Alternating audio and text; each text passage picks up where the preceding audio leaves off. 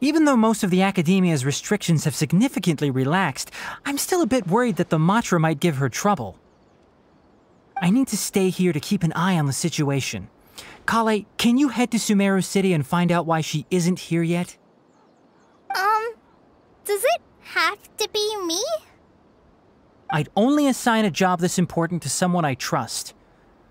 Are you not feeling well? Oh no, I'm fine! I've completely recovered. It's just that if I'm going to see her, I think I need to mentally prepare myself first. I know. You'll have a tough time if you go by yourself. If we could arrange for someone to accompany you...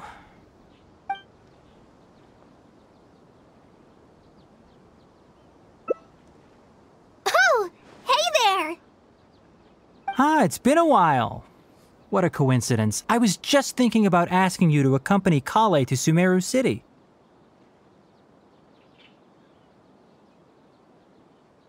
Sorry, that's not what I meant. It's just that this matter concerns research banned by the academia. Not the sort of thing you'd shout from the rooftops. Also, you happen to know about this situation? There are very few people I can trust to be discreet right now. After giving it much thought, I believe you're the most suitable person for the task.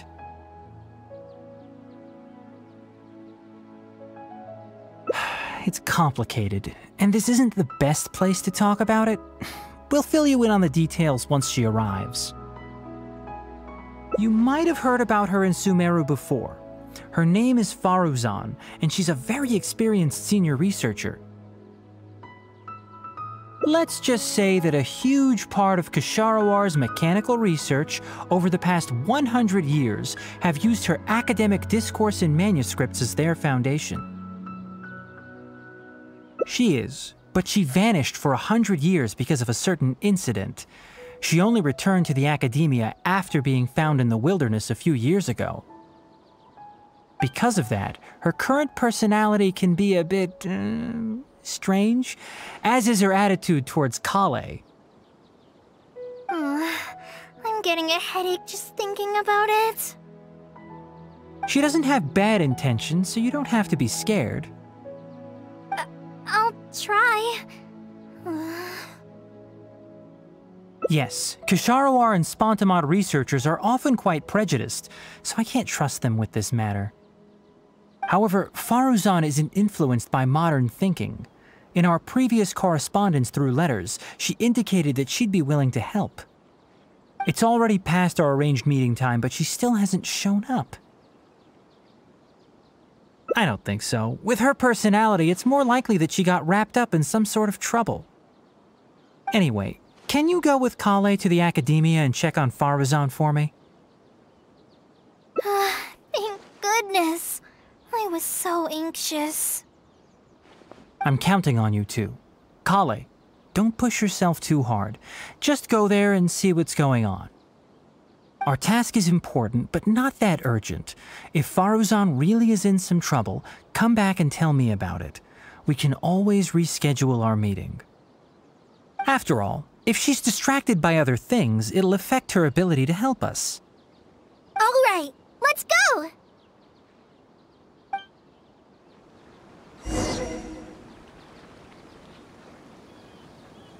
Oh, yes, and one more thing.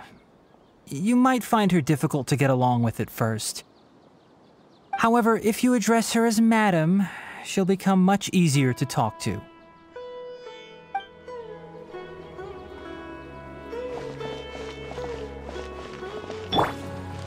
Everyone hold hands! I do hope Madame Faruzan is able to find time as soon as possible.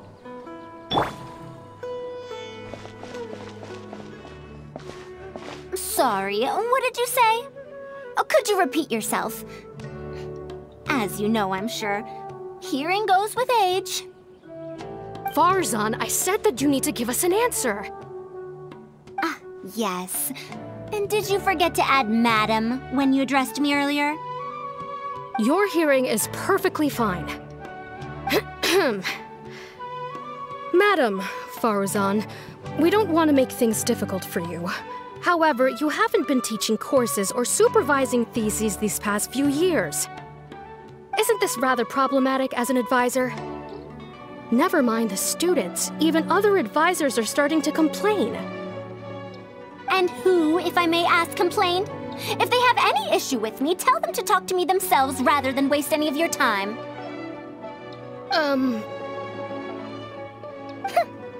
You don't have to tell me anything. I very well know that it's those people from Haravatat. How I wish they'd put their time into doing proper research instead. But, Madam Faruzan, it has been a long while since you last made any practical academic contribution yourself. Academic contribution cannot simply be divided between the tangible and the intangible. The issue here, I believe, is that the reviewer doesn't understand the very nature of knowledge itself. In any case, it makes no sense to use a metric like this to evaluate a mentor. Which sage set this rule anyway? I should write a letter of complaint right this instant! Wait! Madam Faruzan, please let me finish! That's her, all right. But the person with her doesn't look like a Matra. Shh! She hates it when people call her young! Her body apparently stopped aging during the year she was gone. So that's why she looks the same as she did 100 years ago. Okay, I think I'm ready for this. Let's go!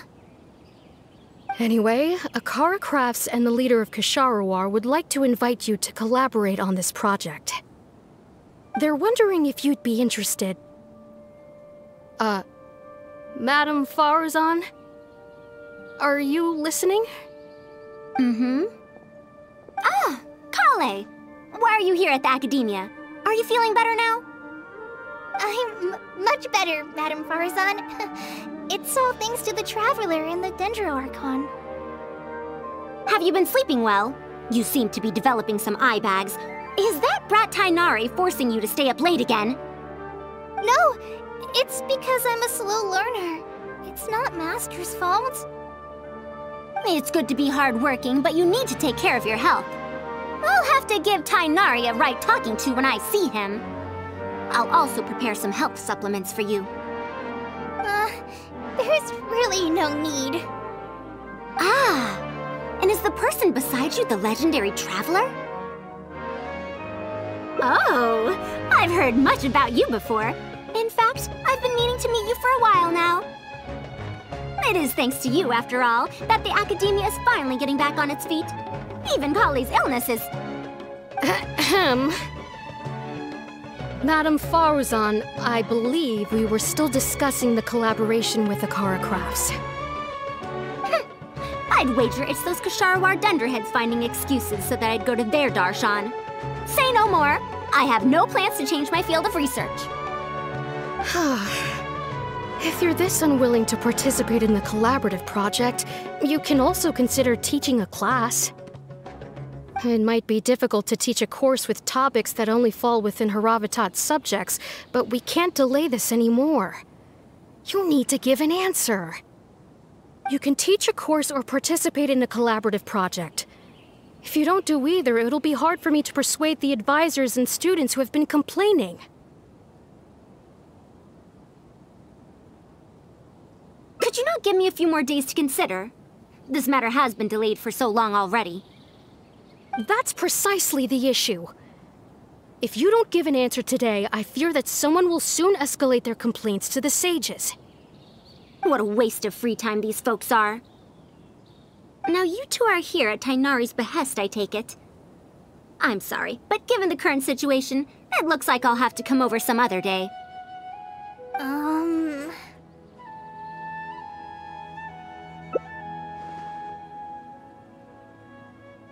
Of course. I shall need some time to think as well.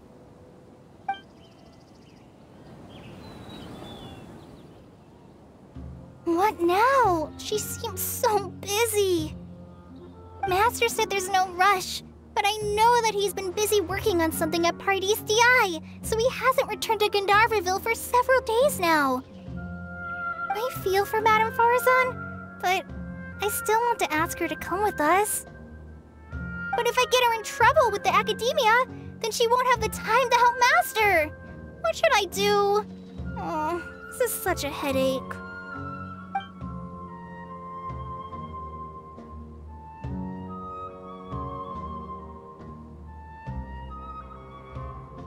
Yeah, that would be the best for them both. I'll check with Master later and see if there's anything I can help him with. But I'm sure he'll say, the best thing you can do now is study hard, so I don't have to give you remedial lessons. Huh? Oh yes! This way she can get her problem sorted out quickly, and then she can go see Master. So if I also stay and help... that still sounds kinda scary. Okay then. I'm counting on you.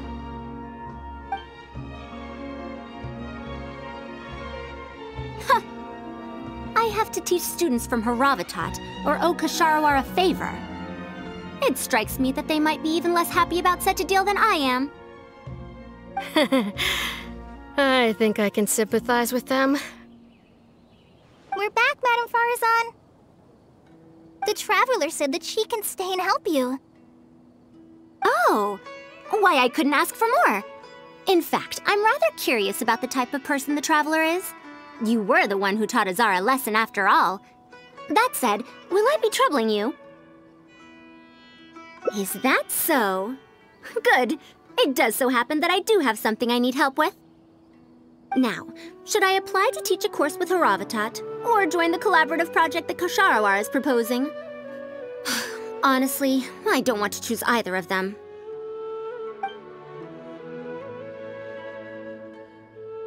I don't know if Tighnari's told you about this before, but while my research involves learning about ruins and the mechanisms within them, I don't belong to Ksharawar, which specializes in researching mechanisms, nor am I in Spontamod, which specializes in researching energy flow. Instead, I'm part of Haravatat, which specializes in languages and scripts.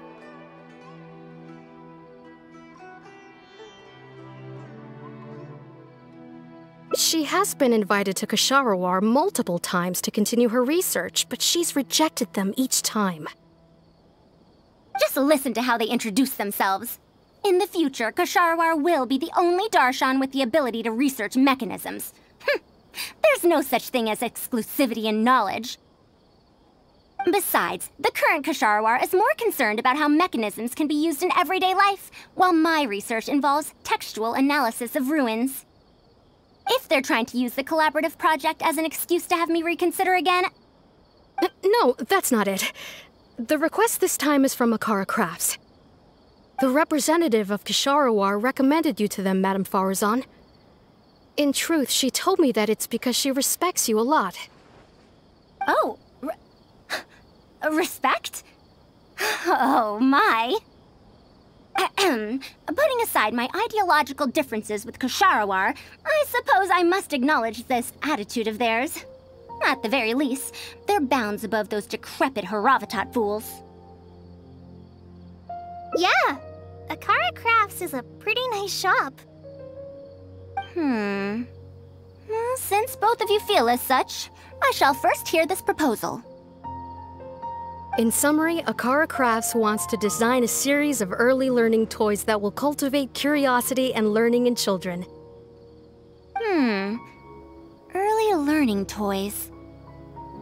Interesting. The academia agreed to work with them because they hope that these toys can help children become excellent researchers in the future. True. The current academia is in need of some new blood. If the children start learning now, perhaps I can find some talented students in a few years. Madame Faruzan, you still haven't found any students? Anise, Kasharawar's representative, should be staying in the inn at Port Ormos. If you want more details, you can find her there. Port Ormos? Now there's a place I haven't been to in a long time. I wonder how much it's changed. I probably can't join you since Port Ormos is a little far from here. I should probably go back and report to Master, and then review today's homework. No worries. Go do your homework, Kale.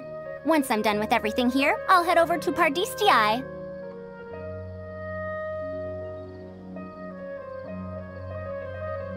Thank you. Why, I'd even call this a rare chance for a curious researcher like myself to observe the legendary traveler up close.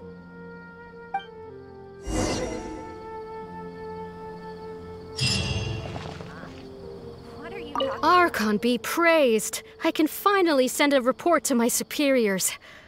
Thank you so much.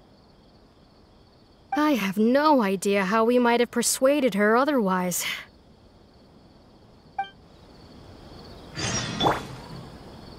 How did I end up getting myself into this?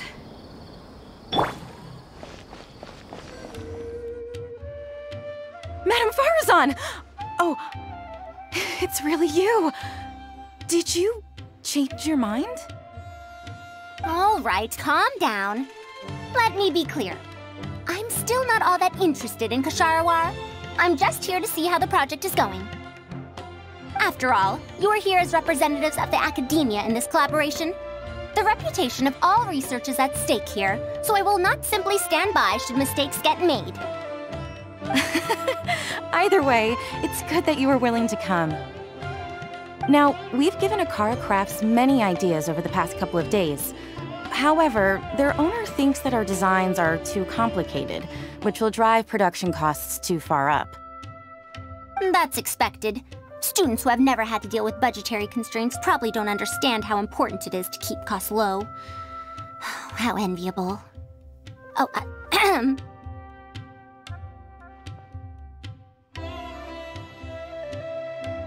If you join the Ksharawar, your budget will be as big as you want it to be. I guarantee it. That's enough. I will not repeat myself. Take me to Akara Crafts owner first, if you please. All right. He's usually at the slope up ahead recruiting volunteers to test out his toys. Let's just head over. Mamdu, the one I recommended is here. Oh, so you're, Madame Faruzan? Yes, that's me. Ah, wonderful. We haven't been able to make any progress on our collaboration recently. We've made many suggestions, but Miss Anis thought that those ideas were too simple and wouldn't be effective in training the mind. These early learning toys are meant to help the academia train future researchers, after all. If they're too simple, then how are they any different from regular toys?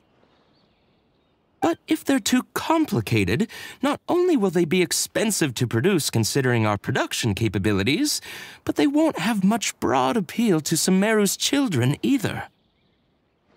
So the design can't be too complicated, but it can't be too easy to play with either. I remember that in your notes, many contraptions have managed to fulfill complex functions despite using simple parts. Maybe we can do something similar with these early learning toys. The contraptions in my notes? I didn't create those. I simply took the contraptions in the ruins apart and analyzed them. But now that you mention it, the ruins did have things like that. Do you have a pen, paper, and scissors? I'll make a paper prototype.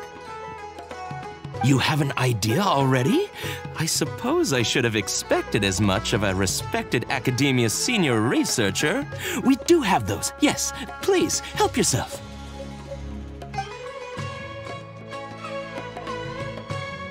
Oh, you're done already?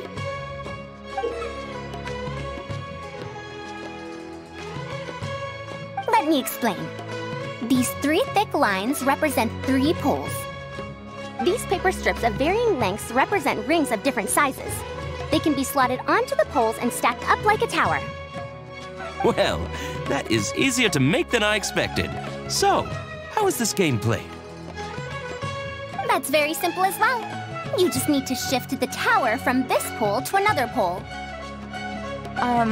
Isn't this a little too simple? Even by the standards of an early learning toy, I mean. Of course, when moving each ring, the paper strips in this case, you must follow one rule. You can only move 1 ring at a time, and you can't place a bigger ring on top of a smaller one. It's like building a tower. The rings in the 3 poles must be stacked from big to small. I named this toy Pagoda Stack. Pagoda stack. That sounds way too simple. Even I feel like it's missing something. Give it a try and you'll find out if it's simple or not. I heard from Anis that you find volunteers to try out the toys, right? Why don't we do the same for this game? It's such a simple toy. There's no need to... Mamdu, let's just do as she says. Okay, then.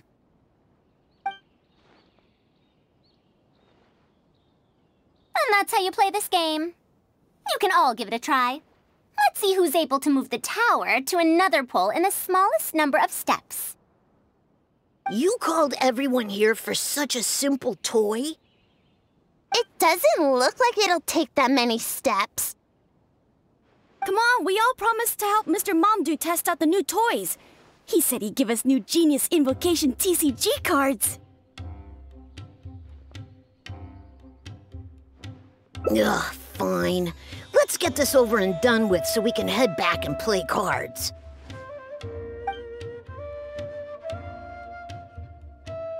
Done! It took me 19 steps. Huh? It took me over 20 steps. I only needed 18 steps.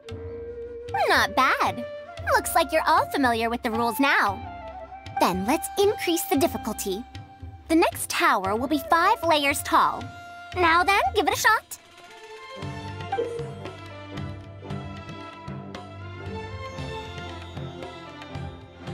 Wait, there's more? Well, since we're already here, why don't we just give it a try? An extra layer shouldn't make it that much harder, right?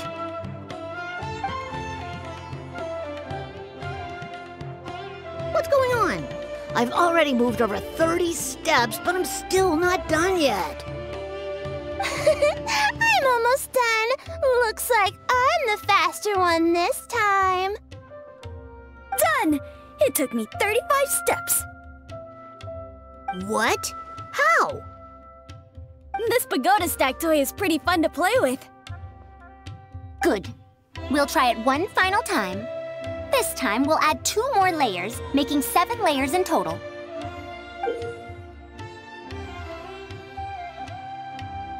Mamdu, we've still got quite a few paper strips here. Why don't you give this a go as well? Do you need that many steps for something this simple? Let me try. Madam Faruzan, allow me to try it as well. You were looking at it quite seriously just now.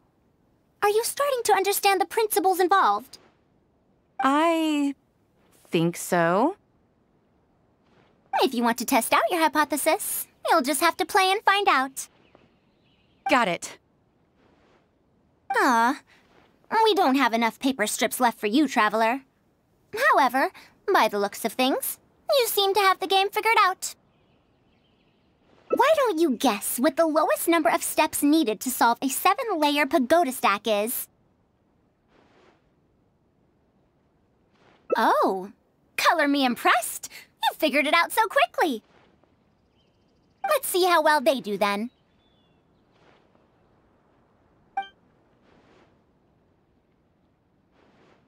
If I move this small ring, then the big one won't be able to go on top of it. Oh, this is going to take more steps than I expected. I've lost count of how many steps I've taken. Can I restart? This got a lot harder. I solved it! Madam Faruzan, it takes 127 steps in total. That many? But there are only 7 layers. For every extra layer in the pagoda stack, the move order you need to consider becomes much more complex, and the number of steps required will at least double. More accurately, it will require double the steps, plus 1 each time. You did well. You didn't underestimate the principles behind it just because it's an early learning toy. The complexity of any given contraption isn't determined by the number of parts it has. The way the parts interact and the rules behind how it operates are important too. Oh, I see. No wonder you emphasized in your notes that no contraption should ever be underestimated.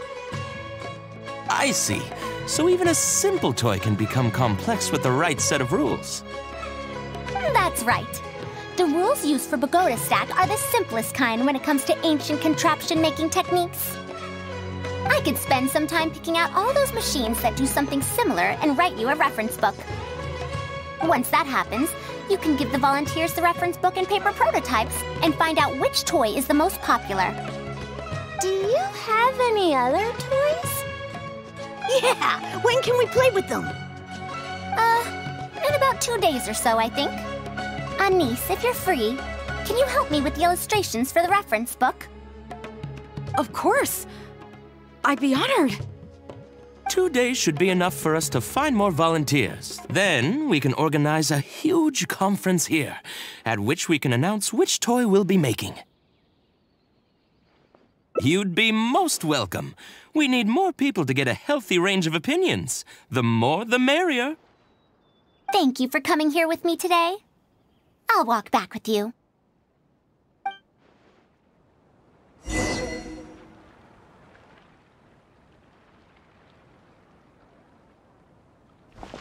Is Madame Faruzan really going to mentor me? What an honor! I'm sure she'll say helping with illustrations isn't mentoring, so, don't tell her I said that. If only Madame Faruzan were willing to switch to Kshahrewar. No wonder she's so well respected at the academia. When I first saw her, I thought she might be unreliable because she's so young. Don't let her know I said that. Anise warned me about that before. Oh, surely the kids will like this one. We need to wait 2 whole days before we get the new toys?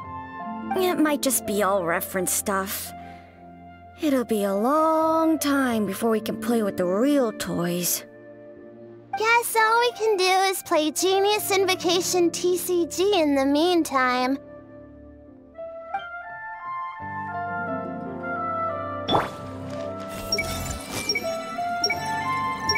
This new game's fun. Like Genius Invocation TCG. This new game's not bad, but Genius Invocation TCG is better. This new game is even more fun than Genius Invocation TCG. I'll be going then. Say hi to Tighnari and Kale for me if you can. Once everything here is settled, I'll make my way over to Pardis Dhyai as quickly as I can. Anise, we haven't had much time to get to know each other, but she seems like a good kid. She's able to calmly figure out the basic principles behind something without being influenced by others. I'll do my best to teach her over the next few days. Still, how much she learns will really depend on her. Well, her interest lies in the application of mechanisms. I do have some old knowledge to share, but if we think about the future, it's easier for her to learn the things she's interested in if she stays in Kshahrewar. My research into mechanisms is, in a sense, a side effect of my research into ancient texts. If she becomes my student to learn how to make modern contraptions, it wouldn't benefit either of us in the long run. However, if she develops an interest in deciphering ancient texts over these next 2 days, that would change things. If I successfully poach a student, those young punks at Haravatat will have one less reason to cut my budget. Perhaps if this collaborative project goes smoothly, I can even ignore Haravatat and ask for a higher budget directly from the academia. Oh, I could come up with lots of ideas. With Anise's help, 2 days will be enough for our work. However, I'm still undecided as to the style of the reference book's text and illustrations.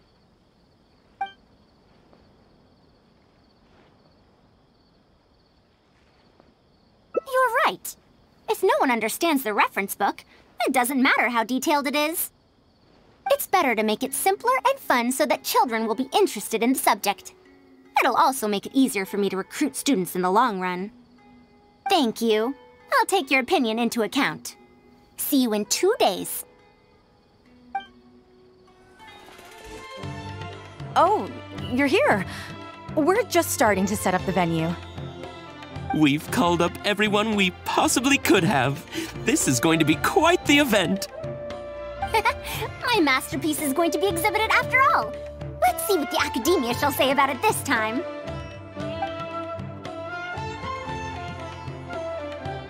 And if we activate this little mechanism just like that, a Sumeru rose will appear at the top of the cane. Oh, I see. I thought it came out of thin air! It's amazing! If the mechanism was bigger, you could make a rabbit appear, right?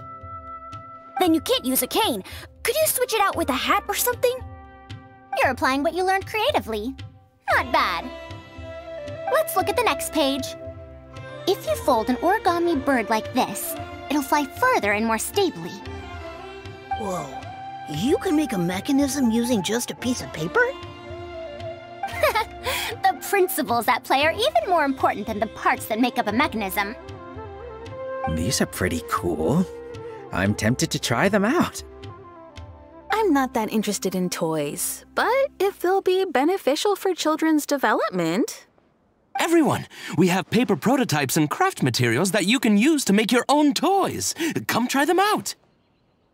This is such a well-prepared event. I'll give it a go. But we want to play too! It's fine. We have a lot of paper prototypes and craft materials. All feedback is also welcomed.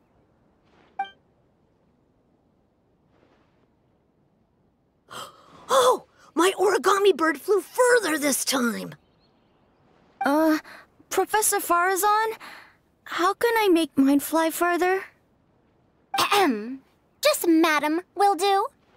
Maybe in the future, you may indeed get the chance to call me Professor. You may wish to pay attention to these few details. Here, for example. All right, try it again.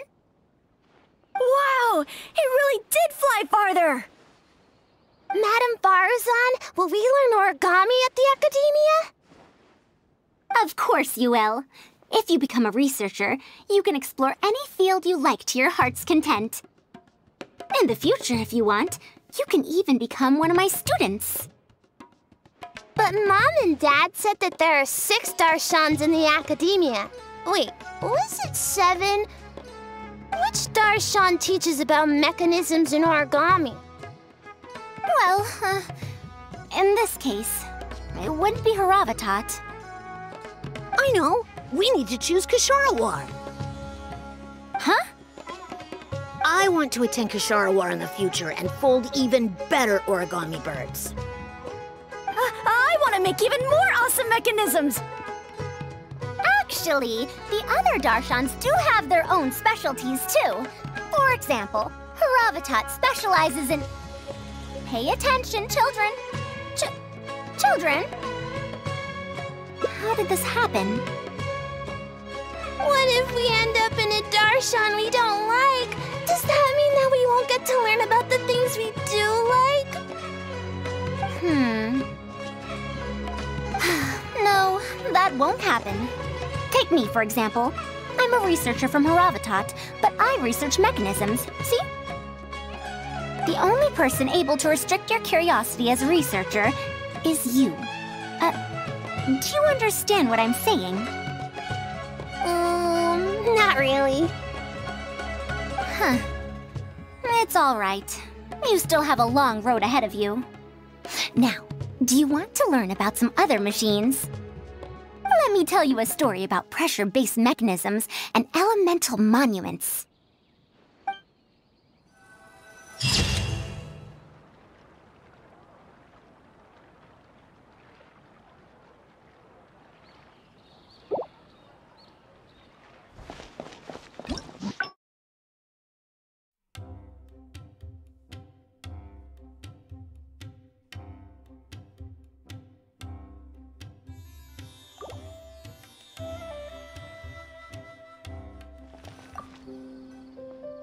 I'll be going then.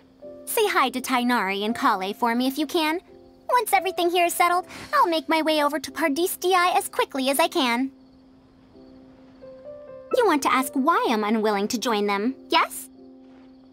Putting aside the fact that they're too full of themselves, I actually have no issue with their research methodologies and approach. After all, knowledge is either right or wrong.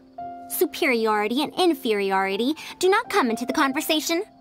All researchers are just doing their best to shed light on the unknown in their respective fields of expertise. No matter what corner of the unknown they shed light on, it's a step forward for us all. Because I believe wholeheartedly in that principle.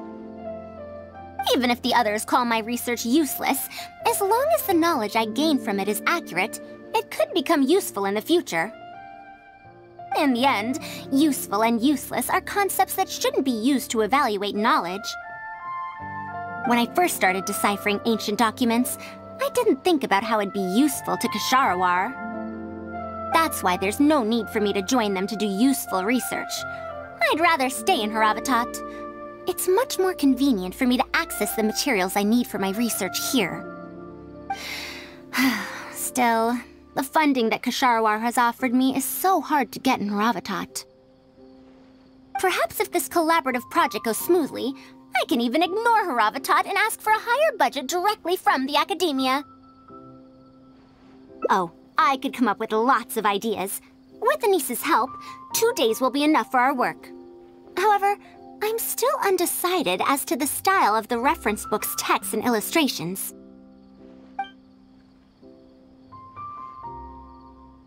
You're right. Explanations are a core part of early developments, too. By using detailed and accurate illustrations, we can impart knowledge more effectively. It would also make it easier for me to recruit students. Thank you. I'll take your opinion into account. See you in 2 days. Oh, you're here. We're just starting to set up the venue. We've called up everyone we possibly could have. This is going to be quite the event. My masterpiece is going to be exhibited after all. Let's see what the academia shall say about it this time.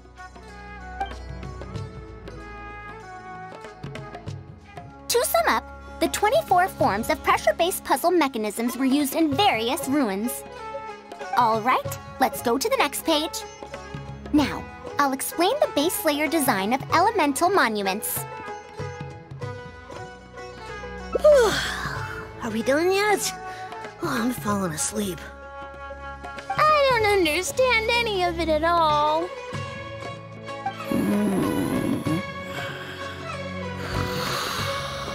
Are these really toys? They sound a bit too dangerous to buy for children. Oh. Well, we've prepared paper prototypes for everyone. If you're interested in the mechanisms Madame Faruzan's talked about, you're more than welcome to try them out. Oh, this is no fun. Can I try another toy? I want to go home and play Genius Invocation TCG. Forget it. I don't think anyone would be interested. I should go home and take care of my children.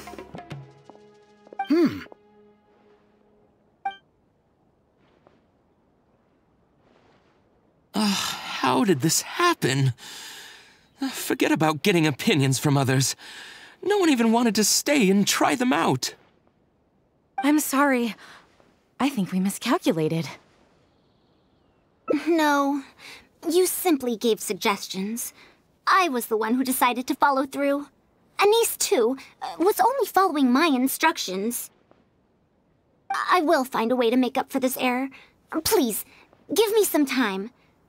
I'll write another reference book. Excuse me, but are you the one who wrote this reference book?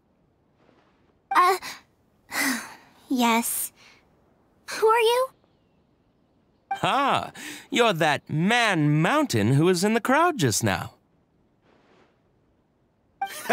Do I stand out that much? Well, I guess I don't look like someone who'd have anything to do with toys. Let me introduce myself. I'm Kamal, the branch master of Sumeru's Adventurers Guild. What's the branch master doing here? Were you looking for us, or did something happen? I came to Port Ormos to visit some old friends. On the way over, I saw the booklet you were handing out, so I came to take a look. Can you print a few more copies of this booklet and sell them to the Adventurers Guild? Also, could you make full-fledged models of those paper prototypes and sell them to us as well? What does the Adventurers Guild want with these toys? You may see them as toys, but to adventurers who need to deal with all sorts of machines and contraptions within ancient ruins, this booklet is a true treasure. We have many members who can't read, so books are of little use to them. What they know of handling mechanisms has been learned solely through word of mouth. Even if the academia granted public access to all their books, there are people who can't use them. Ah, and our booklet is practically all pictures. Well, it is designed for children. It might be a bit too difficult for children, but it's perfect for adventurers. Also, those paper strips, you called them paper prototypes? If you can make wooden versions for demonstration purposes, even the most illiterate person would be able to follow along and understand. If we can supply a model set for each branch, and if each adventurer carries a booklet with them, then ruin exploration will become much safer. You really think so? I mean, yes, I always knew it. Knowledge will always be needed, one way or another. Making models of contraptions for the Adventurers Guild? To be honest, that sounds like a good avenue to explore to me. We'll probably have to send in a separate application, but it shouldn't be an issue. After all, this concerns safety during the exploration of ruins. It's a problem that the academia is actually trying to address as well. Then let's cut to the chase and discuss the details of our first order. The amount we're offering to pay in advance is this much.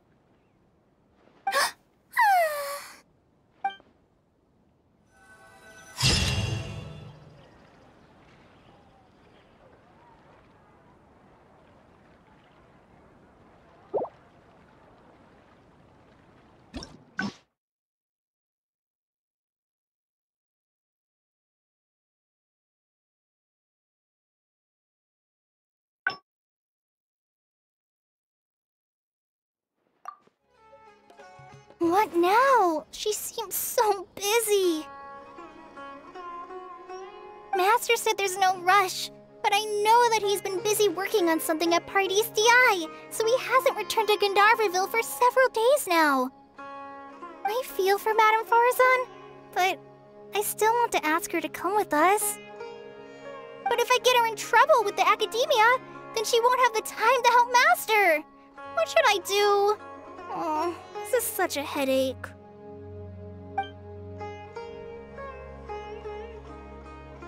Yeah, that would be the best for them both. I'll check with Master later and see if there's anything I can help him with. But I'm sure he'll say, the best thing you can do now is study hard, so I don't have to give you remedial lessons. Huh? Oh yes! This way she can get her problem sorted out quickly, and then she can go see Master. So if I also stay and help... that still sounds kinda scary. Okay then, I'm counting on you.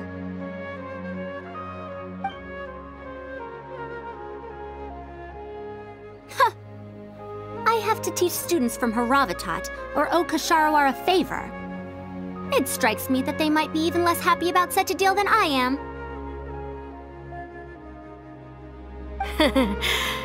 I think I can sympathize with them. We're back, Madame Faruzan. The Traveler said that she can stay and help you. Oh, why I couldn't ask for more. In fact, I'm rather curious about the type of person the Traveler is.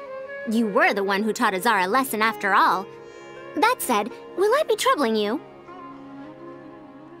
Is that so? Good. It does so happen that I do have something I need help with. Now, should I apply to teach a course with Haravatat, or join the collaborative project that Kosharawar is proposing? Honestly, I don't want to choose either of them.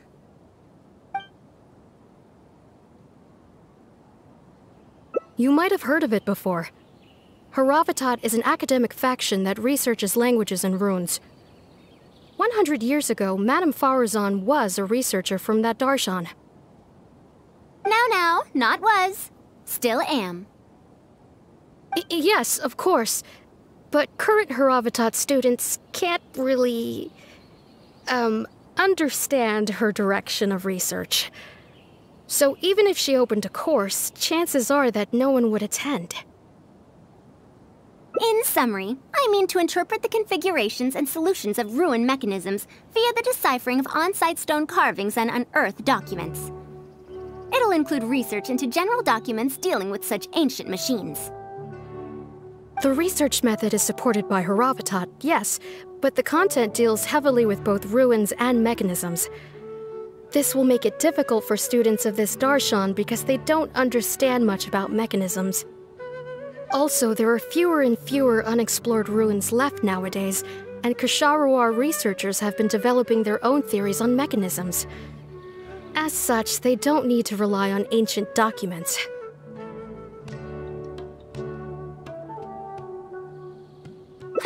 They're far too complacent. Ancient mechanisms are more dangerous and complex than one might imagine.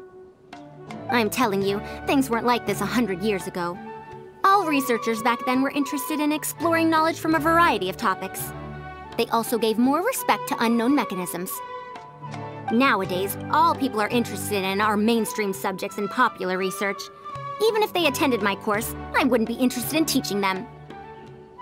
Also, the people here think that my research is outdated and unrealistic, so they keep cutting my funding. Why, I think they could all stand to learn from Kale. She's a hard-working child and respects her elders. Huh? Why me? If only those who came to my lectures were more like you. Speaking of which, are you feeling better? You don't have to confine yourself to Gandharvaville anymore, right? I just remembered that I have a lot of studying to do. I need to head back and find Master.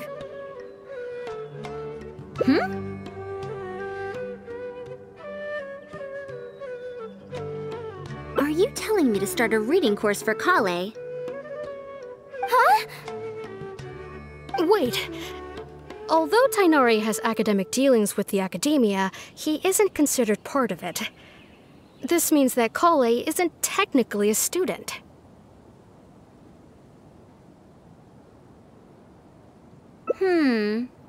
No, she's right. The old academia became consumed by their arrogance precisely because they ignored the public. There must surely be many people like Kale and Sumeru who are passionate about learning, but cannot study due to various reasons. The old academia paid no heed to them. But if I start a reading course for Kale as a pilot, perhaps this shall come to benefit many more people in the future. I'll need to go back and ask if this is in accordance with regulations. Oh, save yourself the extra trouble. I'll come with you. If there's any arguments to be had, we shall sweep them aside together. Traveler, Kale, do wait for us a little while outside the academia. I'll be back in just a moment. Wait! Let's catch up with her.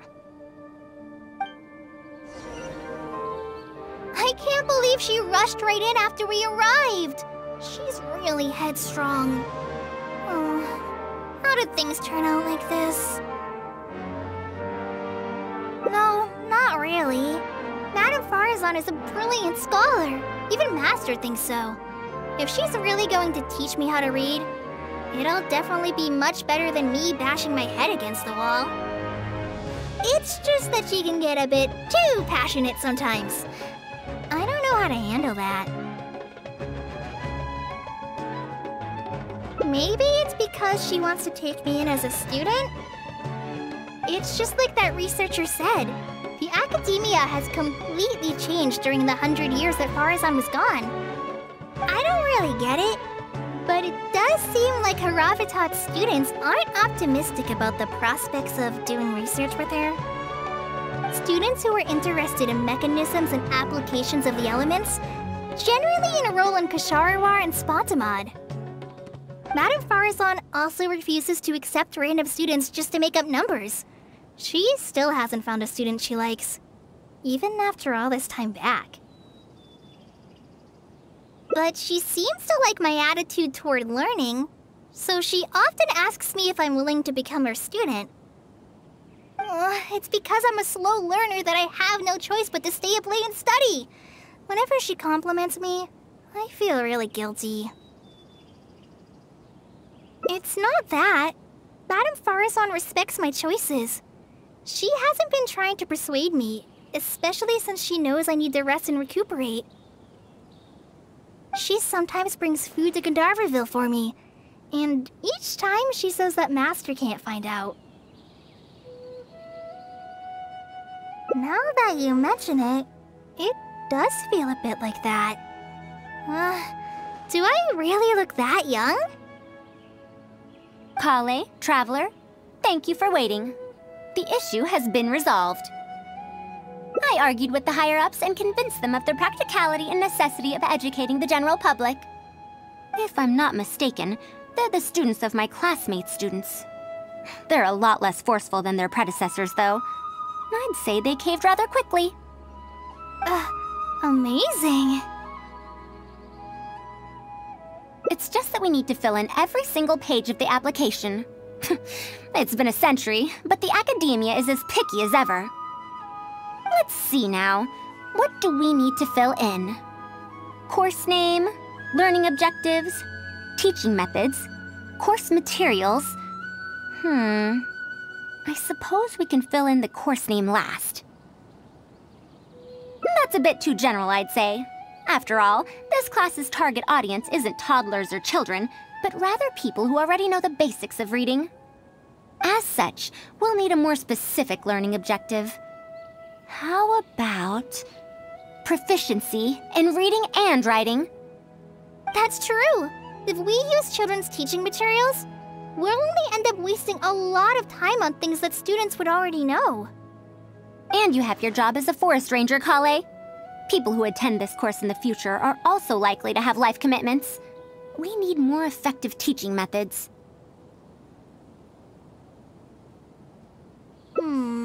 Master always tells me that practice is the best way to learn. That's why I often ask him to help me find simple books to read. It must have been difficult to get books in Sumeru in recent years, no? Tighnari really went the extra mile for you. Expanding literacy is a capital notion. Now that the academia is easing restrictions on the circulation of books, there should be more people who have become interested in reading. It's a great time to conduct this course. So that's next on the list. I fear that I'm at a loss as to which books youngsters like nowadays. Would The Legend of Antara be too old of a story?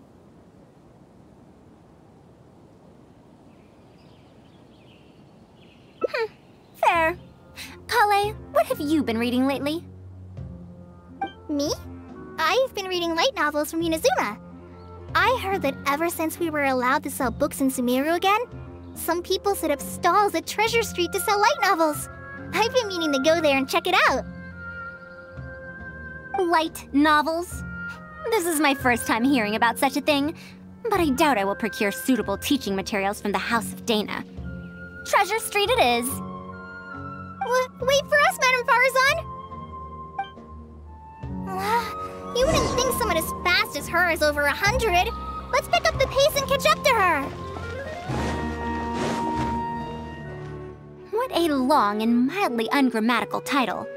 And why is the cover so colorful? Is this your first time seeing a light novel, ma'am? Oh, they're the most popular of books nowadays. Would you like me to recommend something? Fine. One shouldn't judge a book by its cover after all. May we browse through the books here? Of course. Why don't you try this one? It's Outlander Brigade, When the Wind of Death Blew Towards the Blonde Samurai. I heard that this book's author describes action in vivid detail. Now I've only skimmed through a few pages, but it feels like it's all fight scenes. There are only subjects and predicates, and the syntax is a tad simple. Subjects? Predicates? The protagonist just ends up fighting in every scene with no proper build-up. Will anyone even enjoy a story that's only comprised of fights? How about... the good thing about being reincarnated as a hilly churl is that I only need to eat Sunsetias to become stronger. A reincarnation isekai story? Those are pretty popular right now. Isekai? What in the world is that?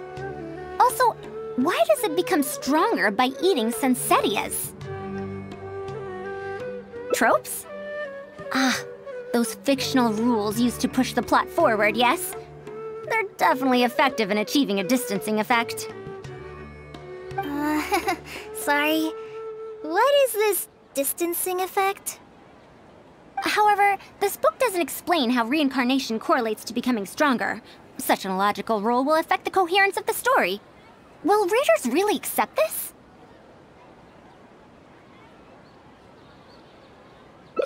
How about this?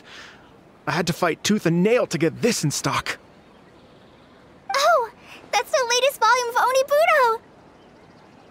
Onibudo! Now that's a rather normal title length. Oh, Kale, do you like this series? Yes, but I don't like it that much. Madam, are you going to use this series as teaching material? Let me see. The dialogue flows quite well, but there are too many phrases here that I don't recognize. Third eye of perception, illusory mirror, and so on. Are these terms that are tied to tropes? I also thought those names were strange when I was reading them.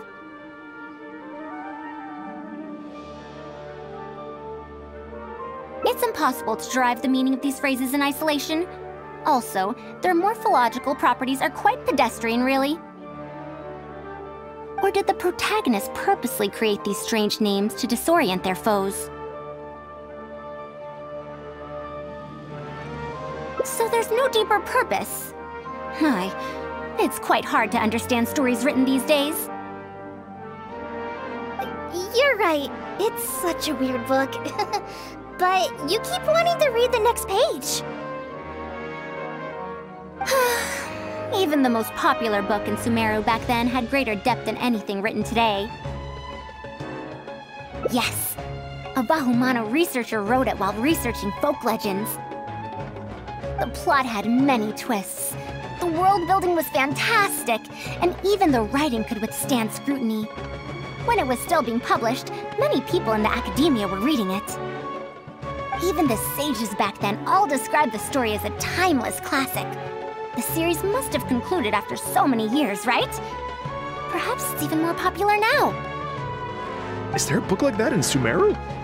I've never heard of such a thing before. What's the title? It's called Tales of Shariar. Do you sell it here? Tales of Shariar? I don't think I've heard of that before. When was it published? About 100 years ago. 100 years ago? Are you pulling my leg? What sort of book can remain popular for 100 years? The Legend of Antara is popular to this very day, isn't it? I just heard someone telling it a few days ago in a cafe. If an old story like that is still being shared, then Tales of Shariar must be even more popular. Even if that is the case, I really don't carry that book here in my store. What? Is that because of the academia's strict control over books in recent years? I can't believe they've allowed the people of Sumeru to become so uncivilized. How can they not know about the Tales of Shariar? Tales of Shariar? Oh, wait! I think I heard an antique seller on the other end of Treasure Street mention that name before. I mean, it is a book from 100 years ago. Why don't you try asking for it there? Tales of Shariar is considered an antique now? How could the academia may have let such an excellent work of literature be forgotten like this. Traveler, Kale, I'm going to get to the bottom of this. Let's meet at the antique sellers. Madam, wait! Oh no, this is bad. You asked me why I'm scared of Madame Faruzan, right? It's not because I don't know how to respond to her kindness. It's because I'm afraid of that ancient language she researches, because I can barely understand any of it. What if she uses ancient texts as teaching material? Even so, what if researchers from 100 years ago like to use ancient languages in their books? We've got to catch up to her! Found it! The 5th volume of Tales of Shahryar! Wow, you actually found it! I never thought this book would ever get sold. All right, that's our teaching material secured. We also now know what to call this course. Analysis of Classical Texts. After all, this book is definitely worthy of being called a classic. Can I take a look? Luckily the language being used here isn't ancient at all. I can recognize a few words here and there. Huh? But why aren't there pictures in this book? As long as the writing is good, readers won't need any illustrations to imagine the scenes. Worry not, I shall thoroughly explain the difficult sections. You'll like this book, I know it. After all this time, I wonder if Aaliyah and Aziz ended up together. And who obtained the desert gem in the end? Sir, do you have the subsequent volumes of this series? I don't think so. Is that so? And here I thought I could finally read the ending. Never mind, I'll keep searching for the later volumes myself. If I'm to use it as a teaching material, it's better to start earlier in the series. Where are the first 4 volumes? Why aren't they all together? I don't have those either. Actually, this is the only volume I have. Is this series really that popular? No. It's not popular at all. Rather, there's absolutely no demand for it. No demand? Impossible! Back then, I'd come across at least 3 groups of people talking about it during a single stroll at the Academia. Seriously? No one told me that this book was anything special when I first got it. Where did you get this from? Can you still contact the seller? I'm afraid not. This book was sold together with a whole bunch of antique furniture. I didn't even notice it initially. Otherwise, the Matra would have come knocking. Wait, is this book actually worth a lot? It can't be, right? That's impossible. No matter how strict the Academia was, there's no way Tales of Shahryar could have fallen into such a state. I do remember a passerby skimming through the book a few days ago. However, he simply sighed and left. He sighed? Why would he react like that? Given the quality of Tales of Shahryar, he should have been entranced after a single glance. I'm sorry. Traveler, Kale, please give me a moment. I'd like to look through this book first. Why is there another misunderstanding between Ali and Aziz? Also, why is there no mention of the desert gem at all? And a new character is introduced with no foreshadowing at all? Also, what are all these new names and terms? Is this really the Tales of Shahryar I know? Well, that passerby reacted in much the same way. It's Mada from the cafe over there. You know, the fellow who spends all day telling the legend of Antara. Since that's also a very old story, maybe he knows a thing or two about that, Tales of, whatever it's called. Then let's go ask around at the cafe. Huh? Madame Faruzan? Huh? Oh, yes. Let's go.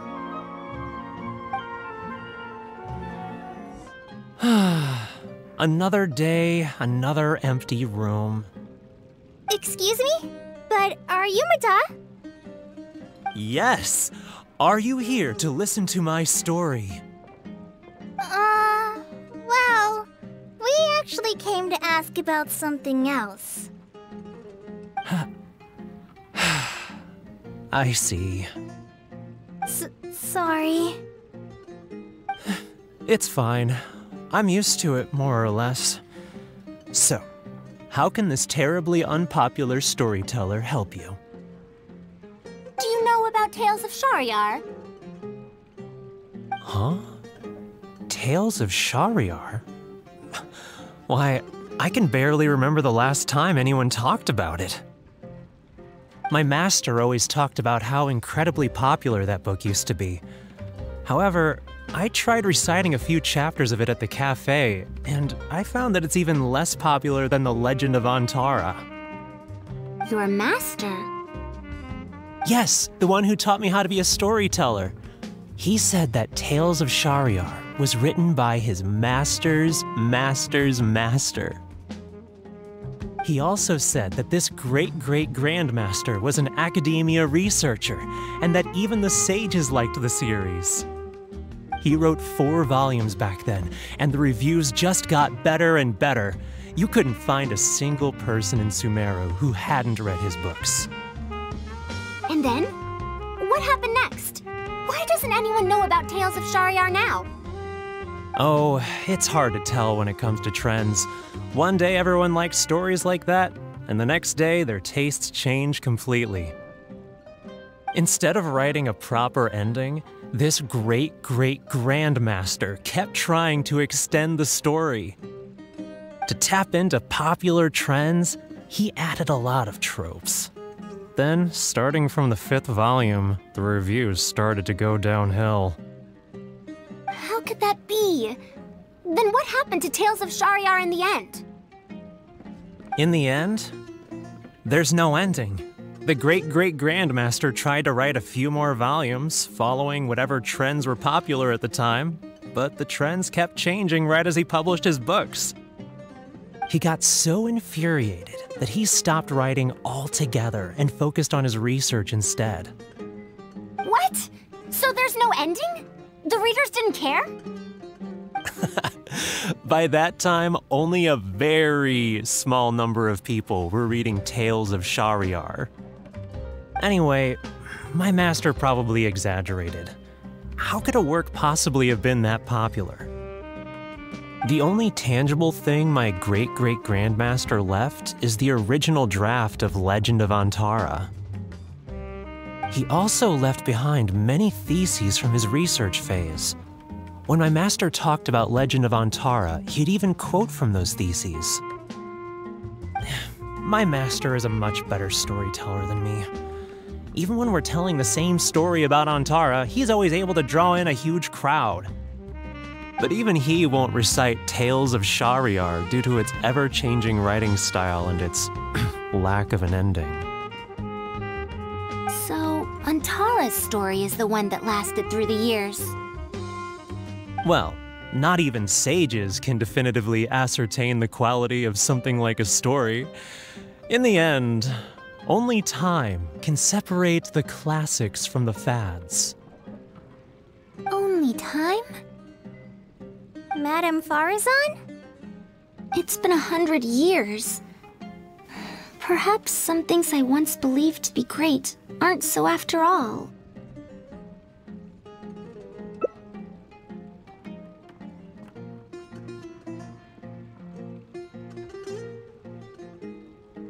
Yeah! Master helped me find a lot of famous books at first, but in the end, I realized that I couldn't get into them. No matter how good those stories are, I can't improve my skills if I can't bring myself to read them in the first place.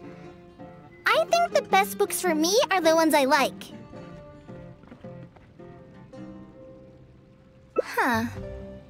Indeed. That is true. Readers' interests and trends of a time are not things that are so easily predicted. What was popular 100 years ago could be completely forgotten in modern times, And yet, 100 years, as far as history is concerned, is but a blink of an eye.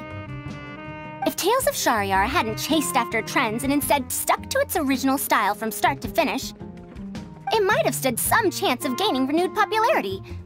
No, even if that didn't happen, at least it would be a work that was true to itself. Huh? Our conversation just got a lot more serious. I don't really get what you're talking about, but it does sound sensible. Looks like I also have to hang in there and tell Antara's story well. How unseemly. I almost got carried away because of a single book. Well then, we should get back to the matter of our teaching material. It looks like we can't use Tales of Shahryar now. No, it's much too old. Oh. Kale, you found a book that you liked at the bookstall, yes? Yes, but I don't really... Then we'll use that book as our teaching material. Now that I think about it, using a book that you like is the most suitable choice for teaching you how to read. As for the academia, as long as we come up with an appropriate course name, we should be able to get away with this.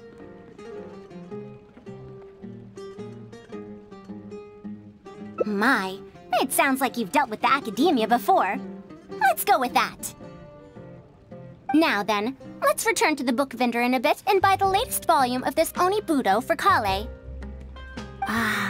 But if I wish to use it as teaching material, I have to read it first. Huh? Speaking of which, other than third eye of perception and illusory mirror, I also espy some unfamiliar phrases from the reader's messages at the back of the book. Such things as, even if it reminds me of my dark history, I still can't help but be drawn in by the story. And the author has written all the things that I only dare whisper into a tree hollow. Why do people use dark history to refer to awkward or embarrassing memories? Is this some slang that was invented in the last century? If one of our learning objectives was researching linguistic changes over the past 100 years, it might make it easier to get these books approved as teaching material. Oh, I can tell you what that's all about. Apparently, in their youth, some people used to imagine themselves as someone burdened by fate, fighting against the world, etc. But as they grew older, they started to become embarrassed by such memories. Some would write those fantasies into novels, while others would entrust such tales to tree hollows. Mata? You know, I suddenly have the urge to hear a story about Antara. Huh? Why so suddenly?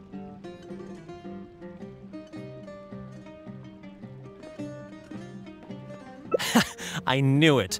There will always be people who love the golden oldies. Now, let me tell you all about the ancient hero, Antara.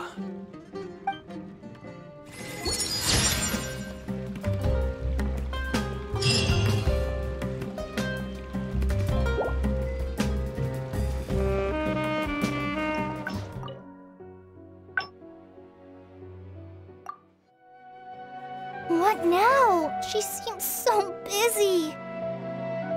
Master said there's no rush, but I know that he's been busy working on something at Pardis Dhyai, so he hasn't returned to Gandharvaville for several days now. I feel for Madame Faruzan, but I still want to ask her to come with us. But if I get her in trouble with the academia, then she won't have the time to help Master. What should I do? Oh, this is such a headache.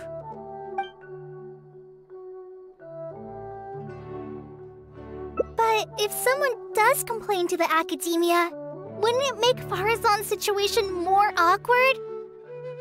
And if the academia investigated and found her at Pardis Dhyai, things would get even worse for her. Do you have some way to invite her over to Pardis Dhyai without stepping on the academia's toes? Okay then, I'm counting on you.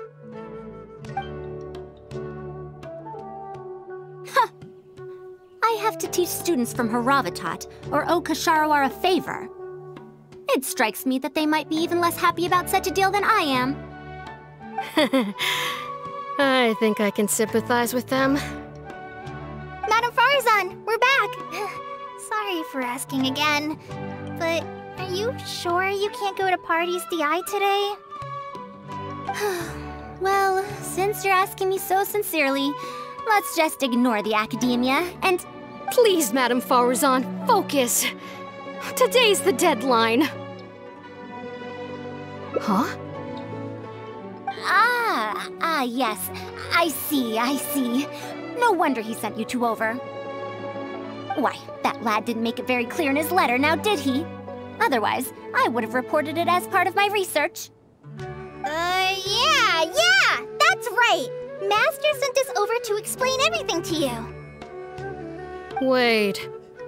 Opportunities for collaborative research don't just come out of thin air. This seems like too much of a coincidence. Also, there isn't much overlap between Madame Faruzan's research and that of Amorta, right? What will you even be collaborating on? Master wants to research, a fully automated irrigation system. A fully automated irrigation system? Precisely. It's a system that can automatically adjust the amount of water it provides based on the season and the plant species involved. I saw a similar mechanism while exploring a rune in the rainforest. That's why Tighnari wanted to collaborate with me. A mechanism like that exists? Why haven't I heard of it before? I found it 100 years ago, so it's only natural that you don't know about it. Why don't you go ask your teacher's teacher? Perhaps they've heard about it from their teacher. But we can't prove its existence one way or the other, right? Fret not. I'll have Tighnari write an official proposal to the academia later. That should do it, right? An official proposal. Fine. We haven't made any progress with either the collaborative project or the elective course anyway. I'll go inform my superiors now. Please do take care of the paperwork as soon as possible. Don't delay this any longer. Sure. I'll be sure to needle him until he gets it done.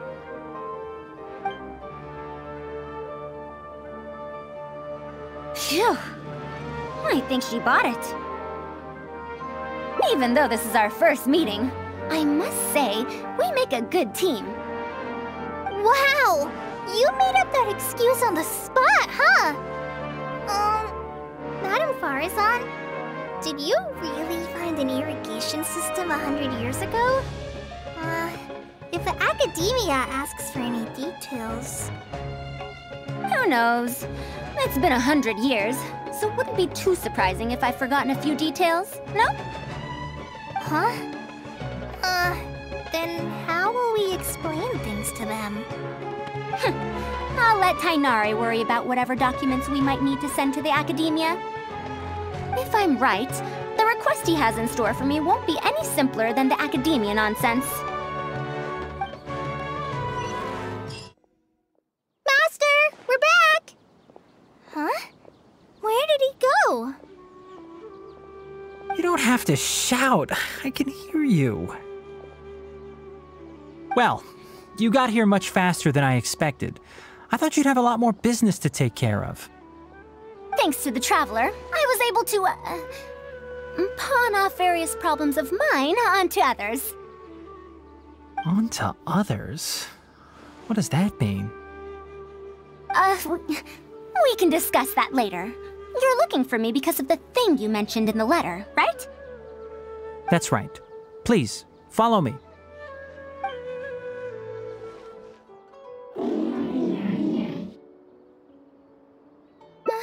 A monster?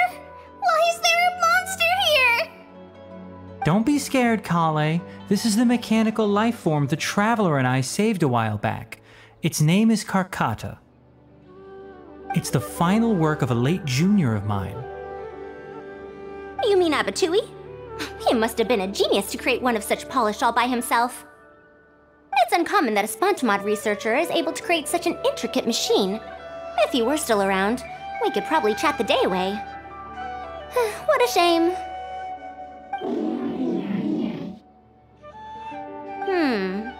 Something seems wrong here. Have you been maintaining it? Mechanical life forms are much more fragile than they look. Is Karkata sick? Karkata has been lying down like this since a few days ago. It could be an old malfunction acting up again. I've taken a few courses conducted by Spontamod before, so I've managed to perform some passable repairs on Karkata's energy supply module. However, it seems the issue this time is with its transmission. My knowledge can only prevent its condition from deteriorating any further, but Madame Faruzan, you should be able to find a way to repair it. Not necessarily. Mechanical life forms are created using techniques from alchemy, elemental science, and more. There are multiple modules here that influence each other. A simplistic knowledge of mechanisms will not serve here. You know that as well. Each mechanical life form is very different from the next. So even I cannot be sure if my understanding of mechanical life forms is going to be of any use to our little crab friend here.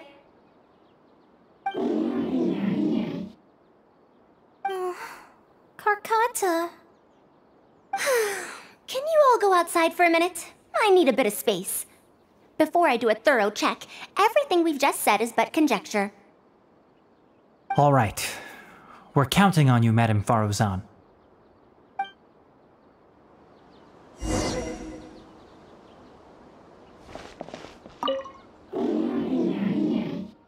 Who knew that I'd encounter a mechanical life form in this manner after 100 years?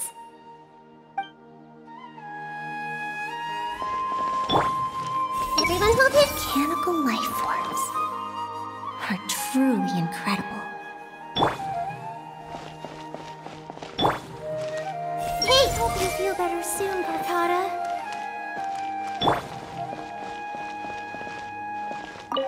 I didn't know mechanical life forms could get sick too. You have to get better soon, Karkata.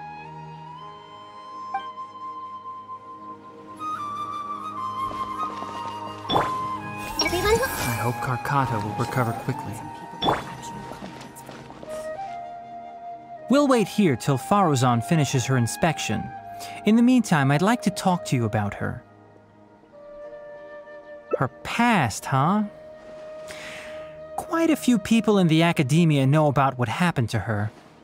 Perhaps it'd be best if I'm the one to tell you. I've told you before that she disappeared for 100 years, right?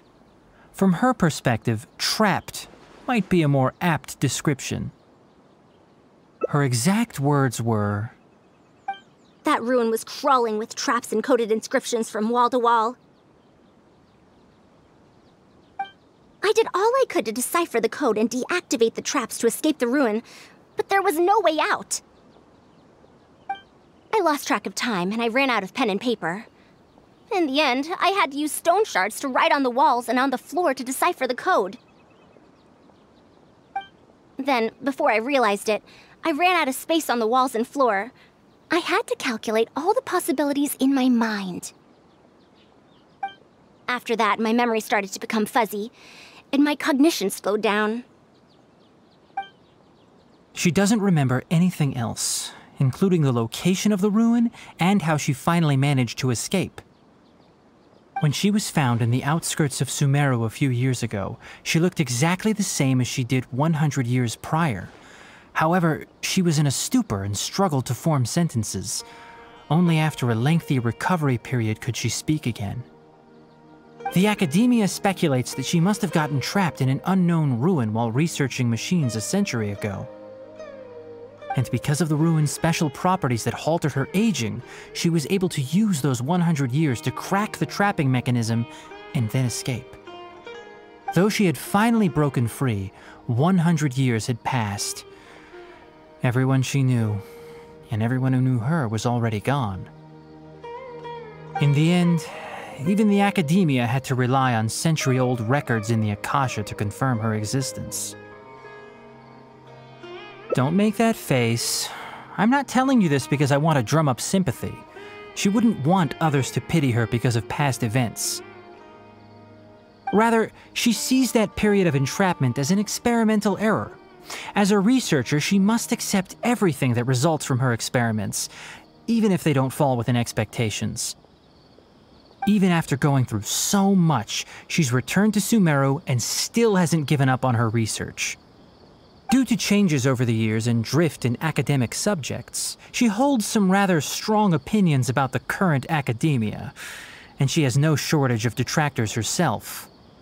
What I want to say is that no matter what era we're in, Faruzan is a true senior researcher in every sense of the word. She has her own deep understanding of various ruins and machines. If there's a chance, you should talk about them with her. It'll definitely be helpful for your journey. Master, Madame Faruzan's done. Oh?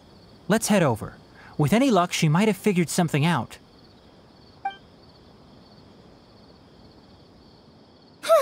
I never thought that I'd encounter a restitution module once again after 100 years. Abattoir really installed quite a few impressive things on this. If my guess is correct, this mechanical life form has displayed attempts at self-sustenance before, right? Such as collecting parts to repair itself, for instance? It used them for something else, but as far as its design goes, it does have a function like that. I knew it. If I'm not wrong, Carcata's issue lies with its restitution module. Abatui's modified this module extensively, but the core parts and design philosophy are very similar to the principles as I know them. They are all based on principles learned from the ruins. The creators of the ruins machine once tried to create a perpetual mechanism that could replace life or even surpass it. The restitution module is the result of one of their countless attempts.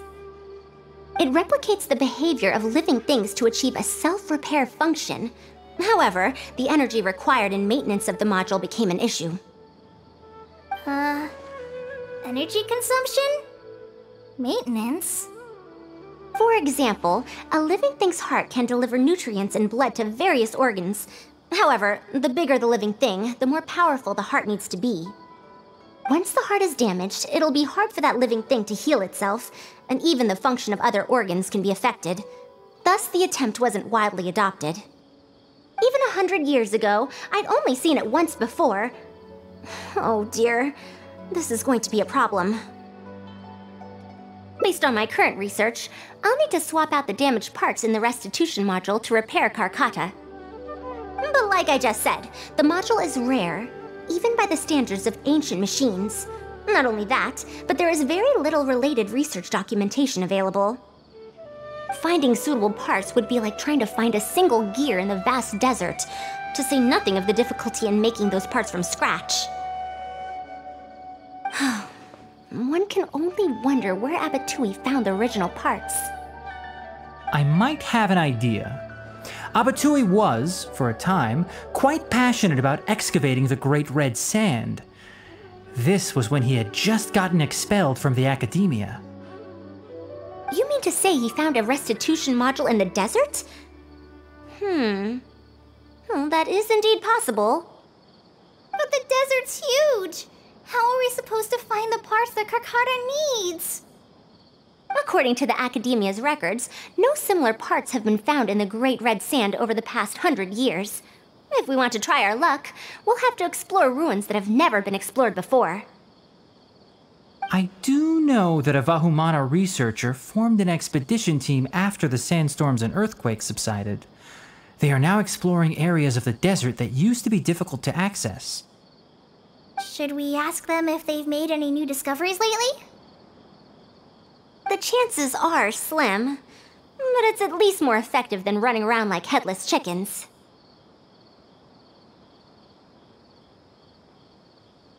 His name is Raid. I think he's stationed at the northeast part of the Hypostyle Desert. Let's go look for him once Carcata settles down.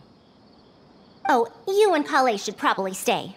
Carcata's condition may be stable, but it would still be better if some of us stay to look after it. Besides, you still need to take care of the trouble that the Academia left for me. Trouble from the Academia? I thought you said you pawned it off to someone else. Wait, don't tell me. I'll let Kale fill you in on the details. I look forward to seeing your work, Tighnari.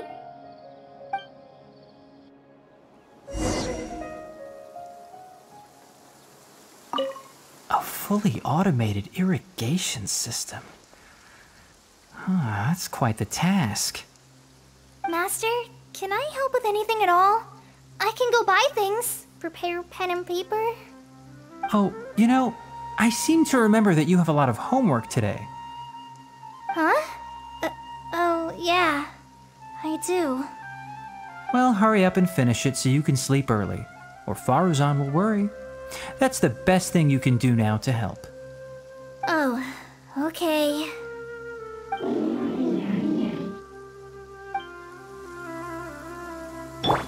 I can feel better soon, Carcata.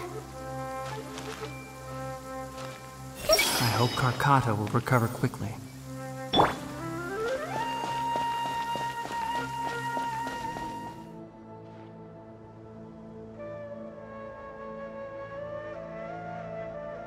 What is this? Halt!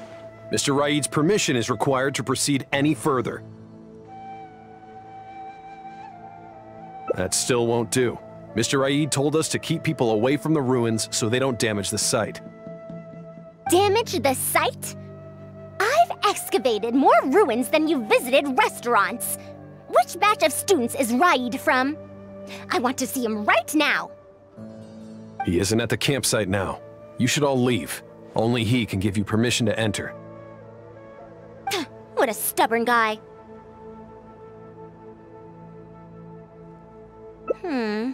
You're right. Even if there is new information, we still have to wait for him to come back so we can ask him about it. So let's just see what we can find out from the people here. I'm going to give that Raid a good talking to when he gets back. Starting from who in the world mentored you?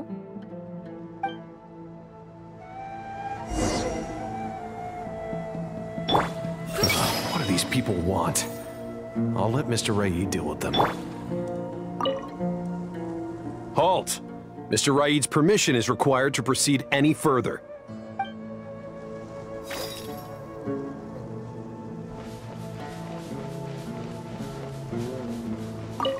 That machine looks amazing! Could it be the legendary Ruin Wanderer? The location seems to fit too. Might that legend actually be true? Could rumors really be true?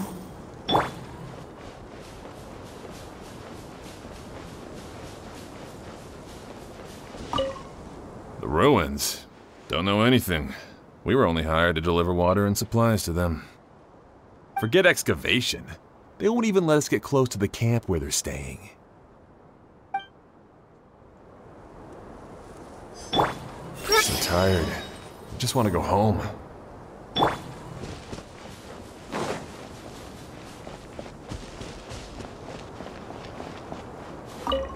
This area used to be ravaged by frequent sandstorms, but it's been calm lately for some reason. They say that this was done by a single traveler? But seriously, is such a thing even humanly possible?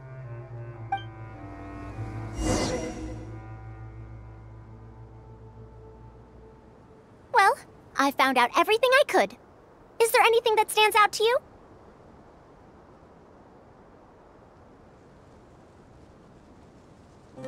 Ruin Wanderer.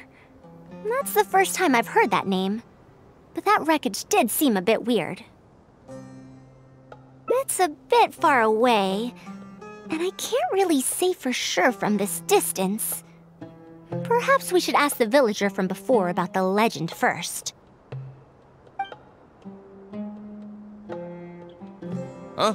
What are you guys doing back here? I wouldn't blame you for not knowing about it, youngsters. After all, it's a tale that's over a decade old. It's said that this monster, the Ruin Wanderer, traversed through various ruins for centuries. Many adventurers had claimed to see it while exploring. Some said that it was like a giant, while others said that it was like a beast. However, none knew why it wandered the ruins. Then, about 10 years ago, we stopped hearing any news about it in Sumeru. No one has seen it since then, and the legend has since faded into memory. You youngsters probably don't know about the Ruin Wanderer nowadays, but it was famous for centuries. Centuries? Impossible. I heard nothing about it back then. It could only have been around for a few decades at most. Wait, back then? Indulge my curiosity for a moment. Why do you think that wreckage is the Ruin Wanderer? Well, I had also heard that secondhand from... You heard that nonsense from the Eremites after they got drunk, right? Who are you? Madam Faruzan, it is a pleasure. I'm Raid, the one who organized this archaeological expedition. I'd heard of you at the Academia, but I didn't expect to run into you here. Truly, it is an honor. And this must be the famous traveler, I presume. What brings the two of you here? Have you found any special contraptions and relics in the ruins that you've been investigating? I'm ashamed to say that we haven't found anything noteworthy, even though we've been investigating for a while now. Really? That Ruin Wanderer isn't noteworthy to you? I'm afraid those are mere rumors. Really, I sometimes wish that those people would put as much effort into their work as they do into gossiping. You're right, sir. I'll get back to work now. The wise do not buy into rumors, so it is said. I believe that you too, Madam Faruzan, do not put any stock into such baseless talk. It is also said that real knowledge shall come from practice. I can help you research the excavated relics and see if I can find out anything new about them. You can take credit for any new discoveries. I believe this offer to be sufficiently attractive. In truth, I could ask for nothing better than your help with our research. However, you two must be tired after a long journey. I'd feel bad if I set you to work immediately. It's getting late and my subordinates and I are heading back to the camp to rest. Why don't you find a place to spend the night first? We can continue our discussion tomorrow. There's a tent that the villagers occasionally use to rest. It's a bit simple, yes, but I hope you won't mind. Since you need to rest as well, let's do just that.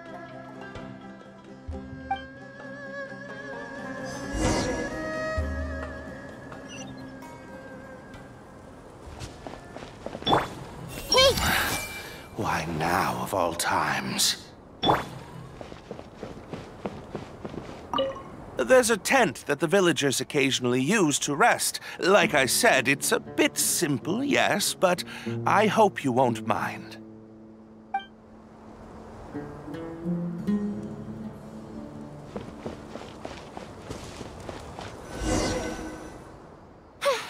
This is quite far away. Are they trying to prevent the villagers from eavesdropping on them? This suits us just fine, though. This way, they won't overhear our conversations either. Now, I have my suspicions about this archaeological expedition team and that machine wreckage. I only caught a quick glimpse, and it was from a distance. But based on the condition of the armor and joints, it didn't seem like something that had been lying around for centuries. At most, I'd estimate that it only stopped moving about a dozen years ago. Yes, the timing coincides with the spreading of the legend. Now, assuming that it really is the Ruin Wanderer, how do you suppose it was able to maintain a relatively good condition despite high-intensity operation over the course of several decades? That's right. Technically speaking, the module shouldn't be able to move such a large machine chassis. However, I'm basing my knowledge on the mechanical life forms I've seen before.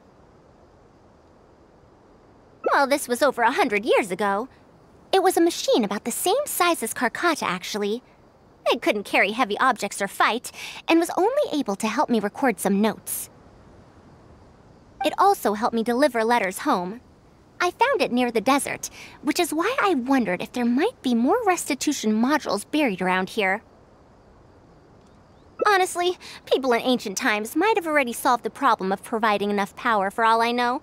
I'll need to research this properly. Had I confronted Raid right there and then, he would have said that he couldn't tell that the machine was special. Then he'd just hand it over to the Academia obediently, and he'd get away scot-free. If the wreckage were to be handed to the Academia, it'd be much tougher for us to do research on it or get spare parts for Carcata. Anyway, we should figure out what they're planning before making our next move. They insisted that we should stay the night, which means if they're trying to pull a fast one on us, they're likely to try tonight. We must be vigilant.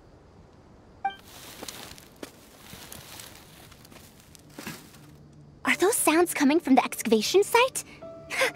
I knew they wouldn't be able to wait. They must be scared that we might discover something tomorrow. Not a single person guarding the campsite. This must be quite the manpower expenditure. I'll see if they left any clues behind at their camp. Keep watch and help me stall them if it comes to that, would you? All right. I'm counting on you. Why isn't the tent here yet? We need to switch it out tonight. It's still on the way. I'm afraid this is the first time we're delivering such a huge one. You good-for-nothings are just a load of trouble, aren't you? We wouldn't have to deal with these interlopers if you had kept those lips of yours from flapping. Hurry up and hide our current tent and deliver the new one to me tonight, no matter what it takes. Huh? Who's there? I'm sorry. I'm just a bit upset because my subordinates aren't doing their jobs properly. When did you get here? It's nothing. Just a tent. We didn't pack up all our tents from the last campsite. Some of them, along with a few people, have been left there. Someone damaged our current tent, so I'm trying to get my subordinates to get one from that previous campsite delivered here. The relics in the ruins are highly valuable, so I'm worried that treasure hoarders and bandits might try to steal them. Since the tent isn't here yet and I can't fall asleep, I came here to patrol.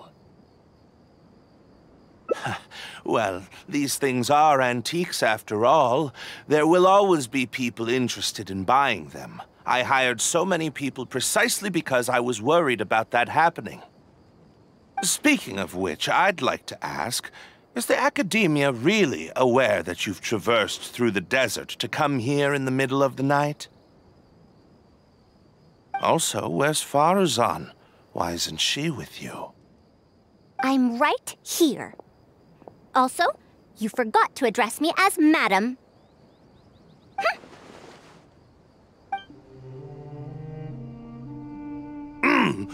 Sorry, Madam Faruzan. You were all making so much noise that I couldn't sleep, which is why I got the Traveler to find out what was going on. But for some reason, that one task took forever, so I came to check in on the situation.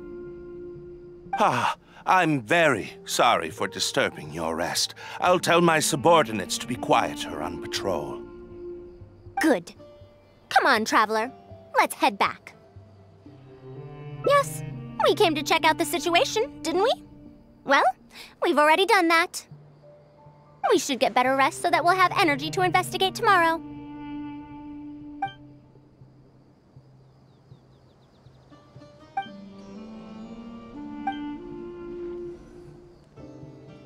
Thanks for dealing with them. Now, I found something good on my end. These are the excavation records from their campsite. According to them, the ruins have been raided before, with numerous traps and contraptions having already been triggered. I also observed the wreckage up close earlier. The weathering is nowhere near as extensive as on the relics that have been buried for over 100 years. There's no doubt that the wreckage in the ruins don't belong to the same era. Instead, it must have wandered into the ruins about a dozen years ago. It could have fallen into a trap or encountered a glitch within the ruins, remaining stationary like that until it was discovered recently. However, I still don't know why they'd want to hide it. I have no doubt that the researcher could definitely reach the same conclusion I did. The last few pages of the excavation records are written in code, which I still need time to decipher. The answer may lie within those pages. It's just wordplay. And if anything, that's my wheelhouse.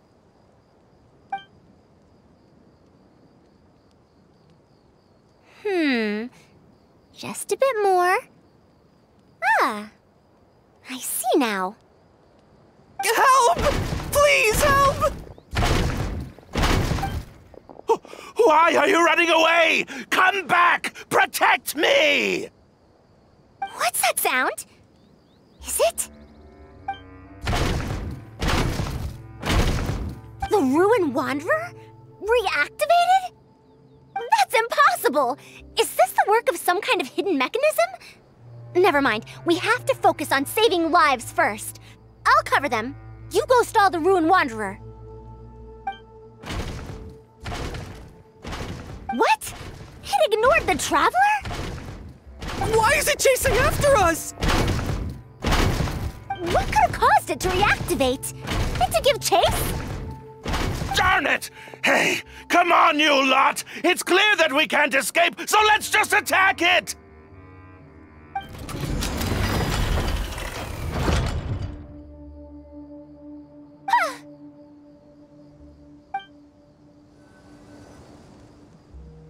It stopped?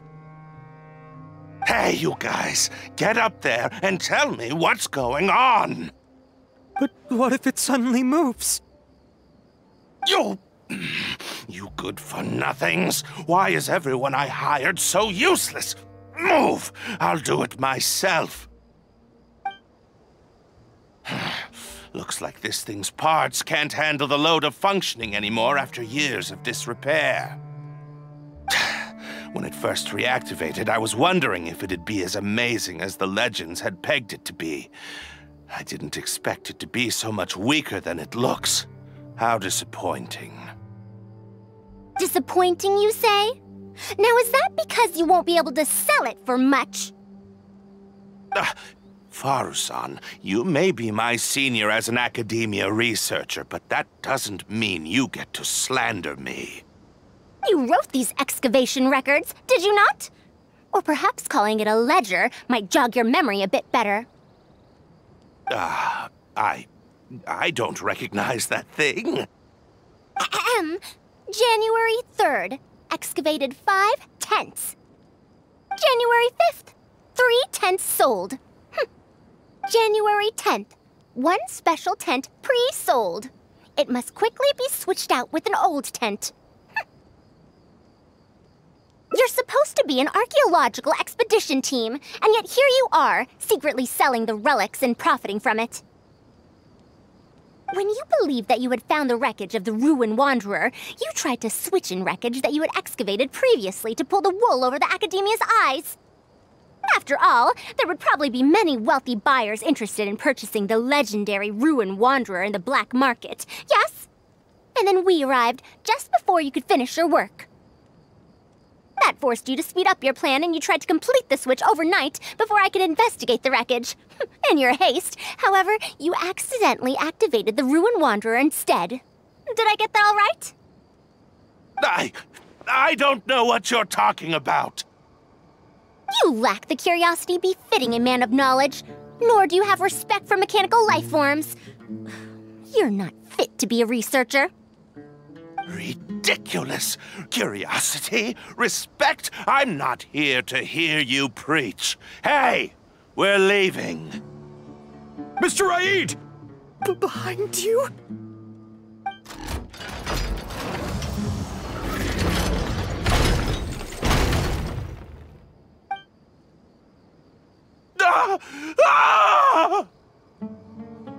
Why is it moving again? Run!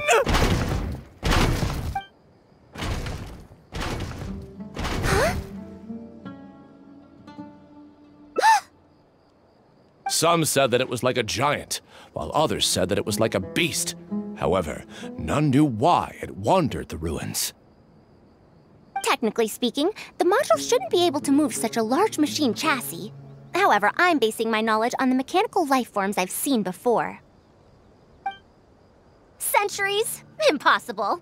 I heard nothing about it back then. It could only have been around for a few decades at most. Why is it chasing after us? So you've been looking for me this whole time?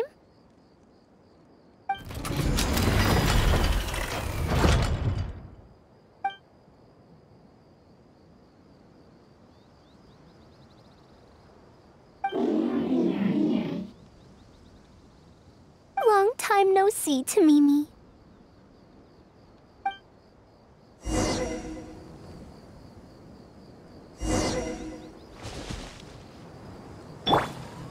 Hey!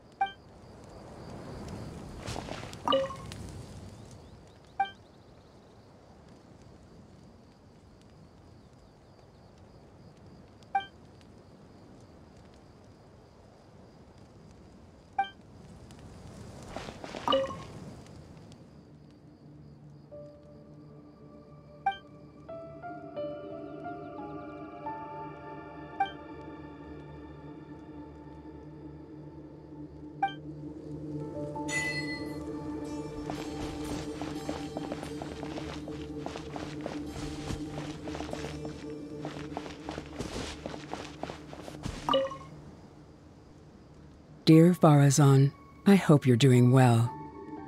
It has been over 20 years since you went missing. People from the academia keep telling us to give up and that you're most likely dead. But somehow, I feel like you're still alive. Yes, that you live still in some corner of this world. You've always been persistent, able to shine no matter what situation you face. I believe that this persistence serves you well in surviving and finding your way home. Unfortunately, I likely won't be able to welcome you home when you do. I don't have much time left, and my reflexes have slowed. Others keep telling me to stop exploring ruins. Only Tamimi is still the same as before, always running off to places which you've been to. Your teacher and friends came up with an idea to remodel Tamimi so it can search for you in our place. You didn't like coming home back then and would always get Tamimi to send a letter back. Now we're leaving a letter with Tamimi. I wonder if it'll ever be delivered to you. I don't know the answer to that question, but if you ever read this letter, I hope it'll be when you've already found your way home. I regret not being able to say this to you myself, but I'll still feel sincerely happy for you, my dear daughter. Welcome home, Faruzan.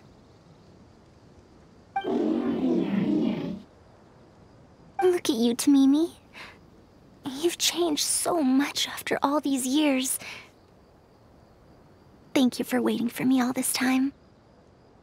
I've safely received the letters. Your work is done now. You can sleep.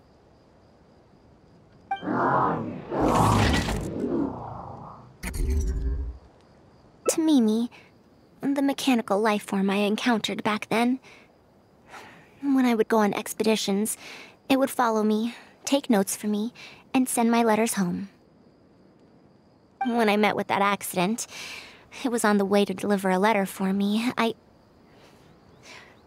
once thought that I'd never get to see it again.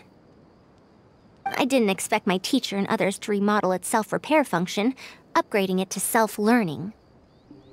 And so, in order to plumb the depths of unknown ruins and overcome dangerous traps, it repaired and modified itself using parts it found along the way. One decade of wandering became many, and soon, Tamimi, which used to be incapable of even moving heavy objects, became the Ruin Wanderer. All so it could deliver these last letters from them to me.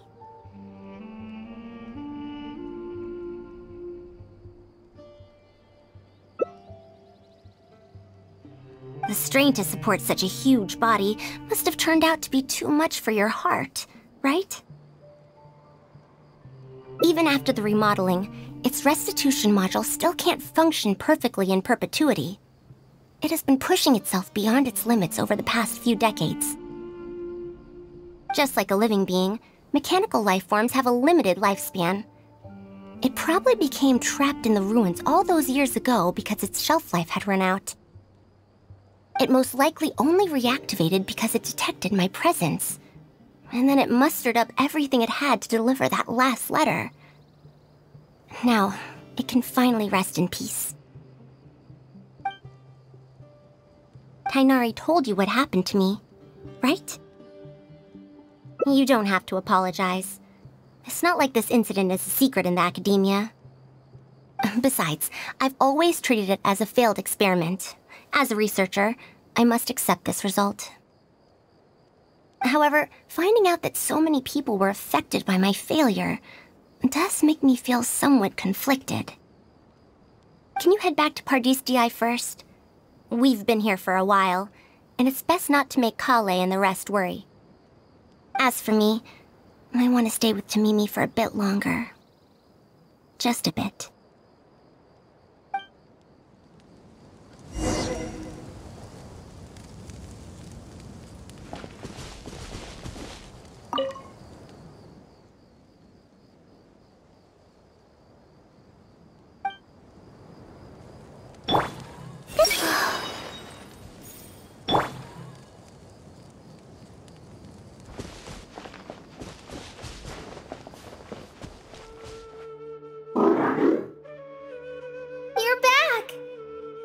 How was your journey through the desert?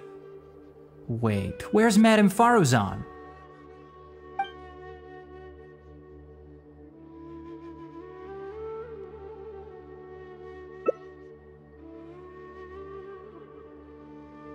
Oh no. She finally got to reunite with an old friend from 100 years ago. But... As a researcher, she could perhaps accept it. However, as a friend, a student, and a daughter? We should give her some time. Let's just wait for her here. And in the future, I hope that we can be here to support her as her new friends. I'm back! What? Is there to be no welcoming party? We've all been waiting for you, Madame Faruzan. That's more like it. Now, here are some components I brought back from the desert. Switch these out with the ones Karkata is using right now, and it'll be back in ship shape. Huh? Why do you all look so solemn? Come now. Liveliness befits youngsters more. Madame Faruzan, did these parts come from... Come now. I thought that you must have encountered some major problem. This isn't something you have to worry about. Well, it looks like you already know everything, but no need to feel bad. Like I said before, as researchers, we must learn to accept our failures. Tamimi had been operating beyond capacity for a century, and I'm unable to repair it with my current abilities. Not even with these parts. It would thus be much better to use them to extend Karkata's lifespan. As a senior, it is only right that I do something for the people who come after me. That holds true for both researchers and machines.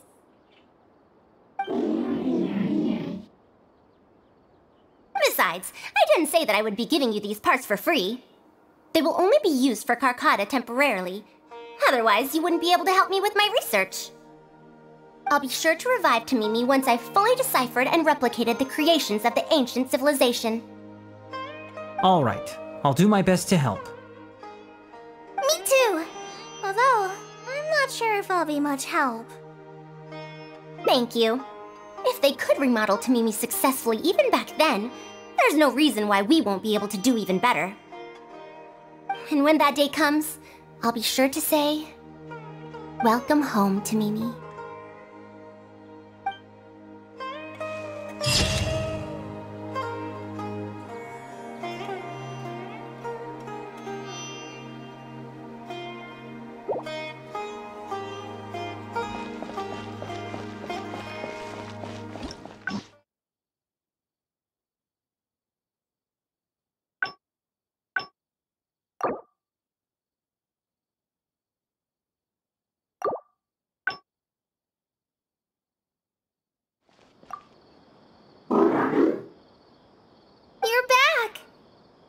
How was your journey through the desert? Wait, where's Madame Faruzan?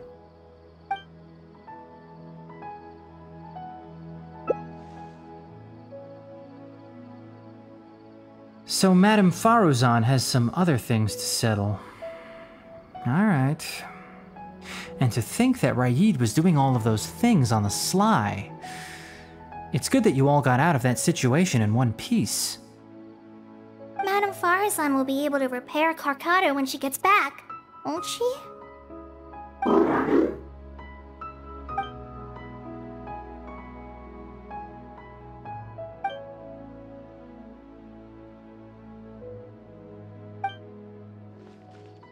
I'm back! What? Is there to be no welcoming party? Madame Faruzan, we're over here! That's more like it. Now, here are some components I brought back from the desert. Switch these out with the ones Carcata is using right now, and it'll be back in ship shape. So this is a relic of an ancient civilization? Unbelievable. Thankfully, it didn't end up in Raid's unscrupulous hands. Unscrupulous, huh? Sounds like you already told them what happened. Is that so? Thank you. We will talk about everything else later. It's nothing. I've already given all the evidence we have against Raid to the Academia. They're going to be very busy. Too busy to bother us, I'd wager. I'll start repairing Carcata then. Kale, can you help me out?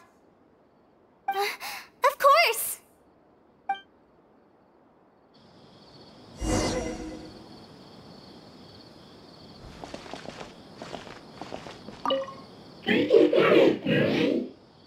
It looks fine, but even so, it needs to properly rest up.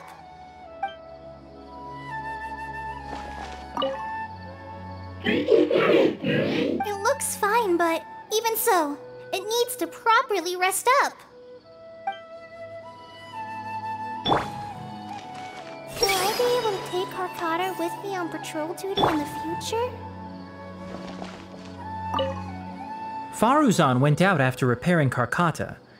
She seems to be looking for you for some reason. Well, I will not probe any further. However, if you need any help, do feel free to ask.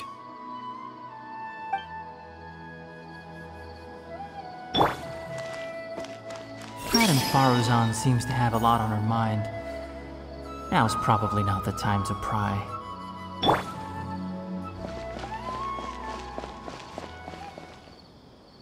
Ah, you're here. Thank you for keeping Tamimi a secret. If I tell them about Tamimi, will they still feel happy for Carcata? Even if we could convince them to accept the components, they'll probably still feel bad about it. I don't want my past to affect people in the present. That applies to both me and other people.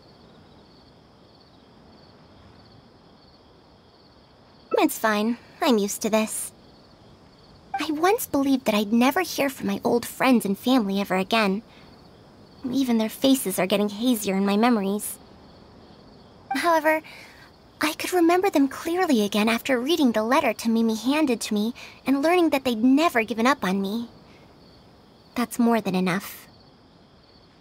I'd be disappointing them if I let myself fall into a slump because of this. Neither my teacher nor my mother would have wanted to see me like that.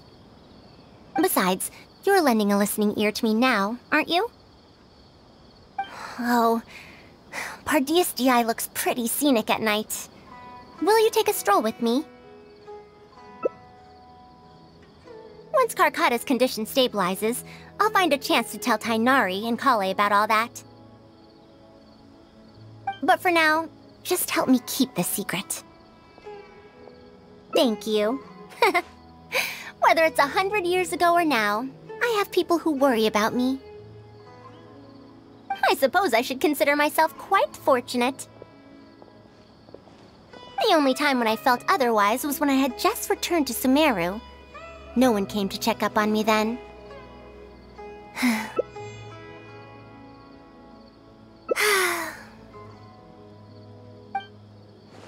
Yeah, I'm home.